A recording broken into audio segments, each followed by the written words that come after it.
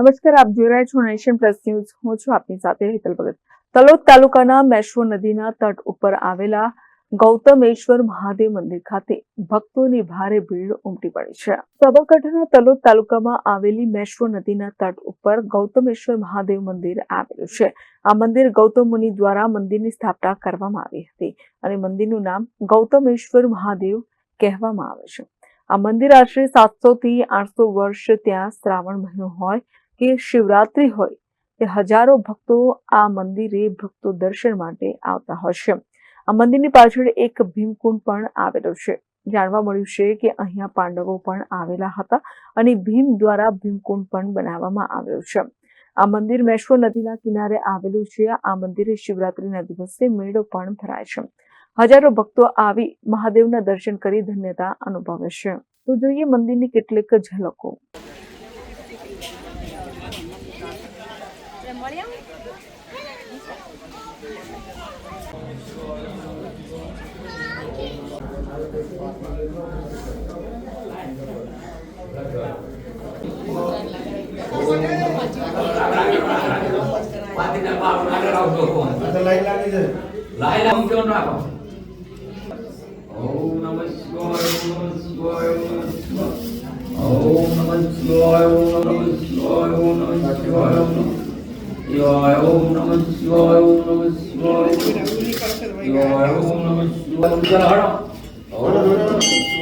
કોરઠિયા મહાદેવ જે ગૌતમ ઋષિનું તપસ્યાનું સ્થળ છે.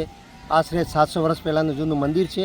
એવું કહેવાય છે કે પૌરાણિક માન્યતા મુજબ પાંડવો પણ આ જગ્યાએ આવ્યા હતા, મહાદેવની પૂજા કરી હતી. અમે પણ વર્ષોથી અહીં આવીએ છીએ અને પગપાળા પણ ઘણા સંઘો આવે છે. અને આ બાજુમાં નદી મેશ્વો નદી એનો ડેમ પણ છે. પ્રાકૃતિક સૌંદર્ય બહુ સારું છે અને બહુ જ આહલાદક દ્રશ્ય અને ઋષિમુનિનું સાનિધ્ય, મહાદેવનું પણ સાનિધ્ય. આજે મહાશિવરાત્રિનો પર્વ છે અને આ પર્વે મોટો મેળો ભરાય છે અને કેટલાય હજારો લોકો, બજાર પણ ભરાય છે, મેળો ભરાય છે અને હજારો લોકો દર્શનાર્થે લઈ અને પોતાની જાતને ધન્યતા અનુભવે છે. બોલો ગૌતમેશ્વર. આ મંદિર જે પૌરાણિક તો છે જ, પણ એના પૌરાણિક કેટલાક અસ્થિ પણ મળ્યા છે. જેમ કે પાછળ મોટો કુંડ પણ છે.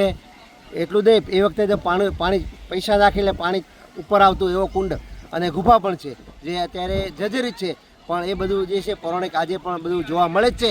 એટલે આ ભૂમિ જે એ એકદમ પવિત્ર ભૂમિ છે અને આ ભૂમિના અને મહાદેવના દર્શન કરી અમારી જાતને અમે ધન્યતા અનુભવીએ છીએ. હર મહાદેવ. આ તલોદ તાલુકામાં ગૌતમેશ્વર મહાદેવ જે ગોરઠિયા મહાદેવ તરીકે પણ જાણીતું છે અને અહીં આ મંદિર છે તે આશરે 700-800 વર્ષ પહેલાં. અને અહીંયા આ બાજુ નીચે આ નદીની અંદર ભીમ દ્વારા ભીમકુંડ પણ કરવામાં આવેલો છે અને અહીંયા અત્યારે હાજર જ છે. અને અમે લોકો ઘણા વર્ષોથી શ્રાવણ મહિનો અને શિવરાત્રિના અમે અચૂક દર્શન કરવા માટે આવીએ છીએ અને ઘણા શ્રદ્ધાળુઓ જે ચાલીને પણ પગપાળા પણ આવે છે અને દર્શન કરે છે. અને શિવરાત્રિનો તો મહેરામણ અને મેળો પણ જામે છે. અને આ મંદિરનો દર્શન કરવા માટે સર્વે ભક્તોએ અહીંયા અચૂક એક વખત દર્શને આવવું. બહુ મોટું મંદિર છે અને બહુ પૌરાણિક છે. Jitendra Solanki, nation plus news, Sabarkantha. સમાચારોના સતત અપડેટ મેળવવા માટે અમારી નેશન પ્લસ ન્યૂઝની યુટ્યુબ ચેનલને સબસ્ક્રાઇબ કરો, બેલ આઇકન દબાવો અને જોડાયેલા રહો ફેસબુક, ઇન્સ્ટાગ્રામ અને ટ્વિટર પર.